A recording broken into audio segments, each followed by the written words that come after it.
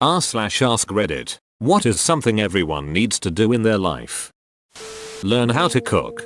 Being quarantined, I finally learned how to make bread from scratch. Sliced my bread budget. It did. The amount of money you've got has risen, hasn't it? The night sky and stars without light pollution. Seeing the Milky Way bright and clear in all its glory is an unbelievable experience. You can use www.lightpollutionmap.info to find the darkest spots near you. Know that not everyone knows your backstory. Know that not everything someone talks to you about is about you. You learn when you listen. Also, the corollary, you know very little of the backstory of almost everybody in your life.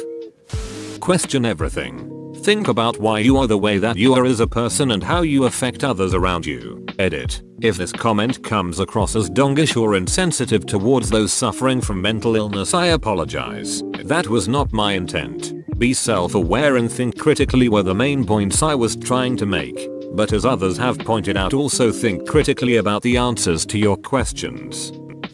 Take a deep breath and chill the duck out. Edit. My first award. 1,000 thanks. Edit part row. 2 more awards. I don't even know what to say. I'm very appreciative. Workout. It does so much, not just physically, but also is great for our moods. Even people with physical limitations can adapt some kind of workout to their body. I agree. I feel emotionally better after I get some kind of exercise.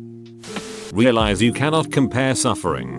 Everyone is missing the point. It's not that you can't compare suffering. The issue is that you need to keep it to yourself. If someone comes to you for help, it doesn't matter how inane their problems are from your perspective, and it doesn't matter how much better or worse that person may have it than you. Some people don't know how to handle things that we may have experienced. It doesn't mean that you're any better than them, or any more mature than them just because you had worse experiences. By ranting about how someone doesn't even know or invalidating their problems, you are only making it worse for them. Dig a hole. Like actually, I started digging to get to some cables, but it feels so good when you've accomplished it and the pile of dirt is huge. Just try to do 30 minutes of creative work a day. It is good for your mental health. What counts as creative work? Writing, cooking, singing, playing an instrument, drawing, knitting, basically anything you can create. Think for themselves. Seriously. Edit. Holy shit. I leave for a day and my inbox literally blows up. Thank you so much for the replies. Easier to have the government and or a religious institution do it for you. S. Be nice to people. You never know what is going on in someone's head, and a little nod to salute a stranger could cheer them up hugely. Go through disappointment, grief, rejection, humiliation, and heartbreak and realize they are still alive and moving forward. Slowly come out of the worst part and start to recover. And learn to stop being afraid of all these things. Start to open up to more things in life. Being all of there and not moving forward, not recovering. Don't go through all of this if you don't have to. Trust me. Shut up and listen. You'll be surprised what you can learn by listening. You've got 2 eyes, 2 ears and 1 mouth. Use them accordingly. Unknown source. That is, I forgot. Confront someone who hurt you / stand up for yourself. It's an incredible feeling, even if the person doesn't understand what you've gone through. If you have anything left to say to someone, do it. It will be off our mind and you'll feel 100 pounds lighter. Do some volunteer work in your community where you can make a positive difference in the lives of others. Travel solo, at least once. I'd rather travel with a Wookiee. Be naked outside somewhere warm. It's pretty neat. I got arrested. Not at the kindergarten. Oh. Go back and play old games you haven't played in years. For me it was the Robot Wants Flash game series. Right before quarantine, I was over at a friend's house and I was able to reconnect with my old Halo squad. Good times.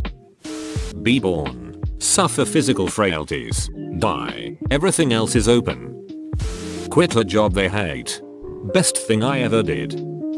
Separate from the toxic people in their lives to the maximum extent possible and give their time and energy to themselves and the good people in their lives.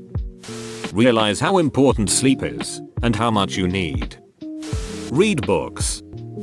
dance if they want to. Leave those friends behind. Cause their friends don't dance, and if they don't dance then they're no friends of mine. Leave your hometown and travel. Not necessary to travel by air or with a passport, though if you're able, yes please travel to a foreign country. When you travel and meet people, you realize that the world is a beautiful place and you are never truly stuck in a terrible home. I also say aim for culture shock. Don't just go to tourist spots. See how the local people live. Get amazed and uncomfortable and see a different perspective. Travel. Experience other cultures properly and see lots of amazing, beautiful places. Absolutely, but I sort of dislike how traveling has become a competitive sport in the last little while. Have a really good wank session. I'm not even ducking joking. I'm talking about really good explore my body and sexuality and get comfortable with it wank session. This world has way too ducking much issues caused by sexual frustration and shame. Have a drink. Have a good wank. Chill the duck out. Get out of their comfort zone. Take a minute to write down their thoughts and feelings. Who on earth only has a minute's worth of thoughts and feelings?